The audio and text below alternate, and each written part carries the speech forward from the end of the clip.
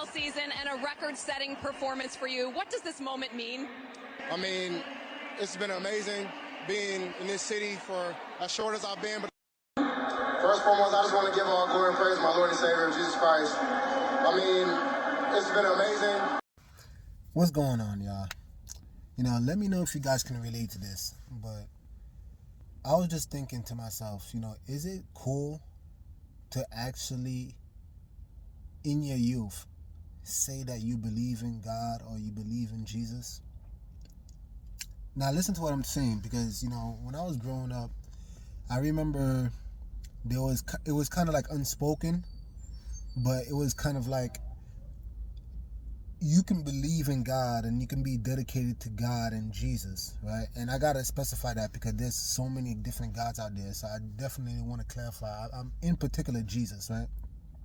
That it was kind of unspoken that you will give your life to Jesus when you get old, right? Like when you no longer a child, your youth is for you to do whatever the hell you want. You can live the life, party all day, but when you get older, that's when you'll kind of settle down, become more mature, and then have your come to Jesus moment.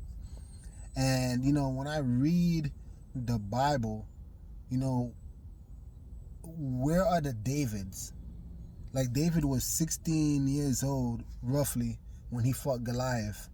And he was already talking about how can this uncircumcised Philistine come against the armies of the Most High, right? This man was 16 years old. Or where's the Samuels? Where I don't even know, but it doesn't even seem like he was a teenager at the time. Where he's hearing the Most High communicate with him. And Eli is just like, hey, the Most High is talking to you. Where are these people today? Right? So it's just like, and to prove it to you, it's like we even see it even within the media. It's like if the moment you have anybody actually have a desire to talk about God or, praise Jesus, like look what happened in this clip. In your first NFL season and a record-setting performance for you, what does this moment mean? I mean, it's been amazing being in this city for as short as I've been. But first and foremost, I just want to give all glory and praise to my Lord and Savior, Jesus Christ. I mean, it's been amazing. Notice they literally just cut the man off. They cut it all together. And that's why I'm showing you the before and after. Clearly there's an agenda. It's like they don't want the youth to actually serve the Most High. And it's actually very scary, guys. It's actually very scary. Because think about it. Could you imagine the thought process? Like, I'm going to live my life while I'm young, and then I'm going to have a come to Jesus moment when I get older, whatever older is, and I'm mature. I'm in my 30s now, right? And one thing that's very interesting about time is that when you're a teenager, you think 20-year-olds are old. When you're in your 20s, you think 30-year-olds and above is old. Now I'm in my 30s, and I'm just like, I still feel young. And that's because you are young. I mean, even in the Bible, they said, Jesus, you're not yet 50. So clearly the Hebrews at the time, they kind of regarded that, okay, maybe when you get around 50s, you can say you're starting to get old. But till then, you're still young. And I'm sure many people can vouch for that. If you're watching this video, put it in the comment section. Maybe you could vouch for it. Like in your 30s and your 40s, you still feel young. You still feel like you have a lot of energy. It may not be as much, but you definitely have a lot left in the tank. But getting back to the point is like when you get to that point, you start to realize like, how far are you going to push it back? Oh yeah, I'm going to have a come to Jesus moment. When? Is tomorrow even granted for you to have this come to Jesus moment? Could you imagine that? I'm going to land the plane by saying this, right? These are conversations that are very uncomfortable, but it needs to be had. What if you were to pass away in your youth?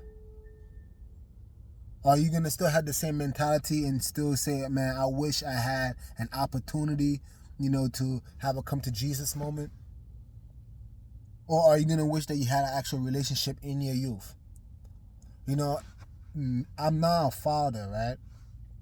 And one thing I see my child, he's not even 1 year old yet. But when I think about it, again, this is very uncomfortable, but it has to be spoken.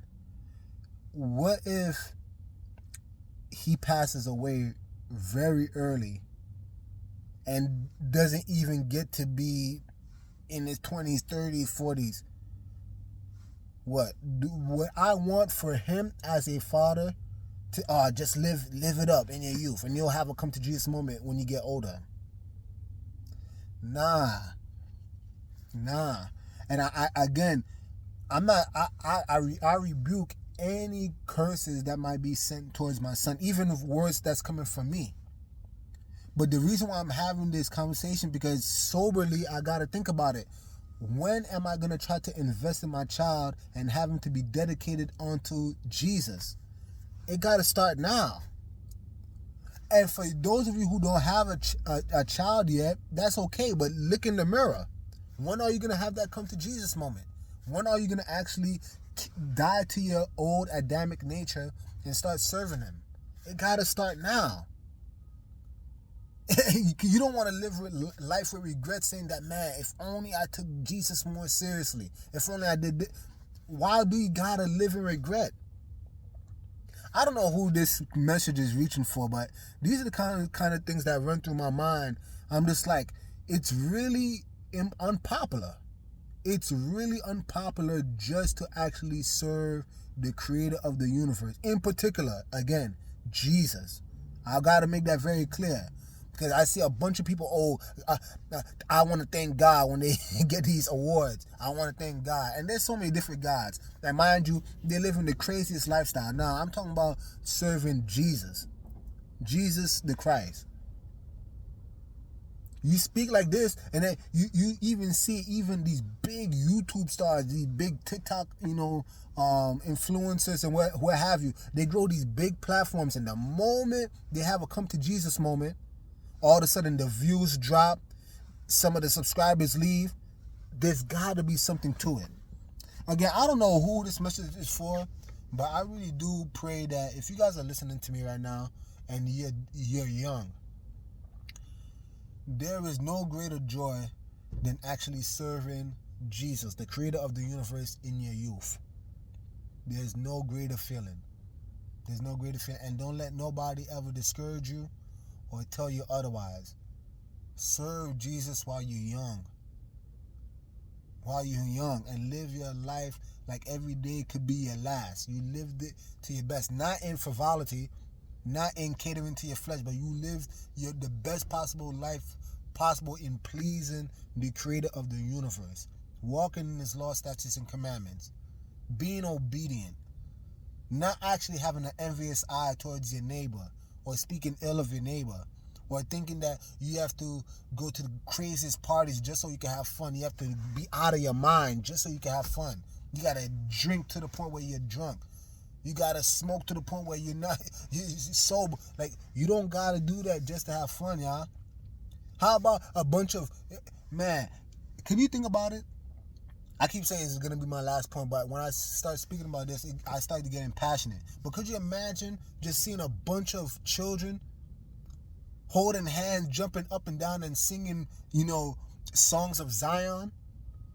Think about how beautiful that is. They don't got to go outside of their mind. They don't got to go crazy. They don't got to be under the influence just to have fun. I'm talking about watching little children jumping up and down, praising the Father. Man, there is no greater feeling, y'all. Again, I don't know who I'm reaching, but I really hope this message connects with somebody, y'all. Shalom.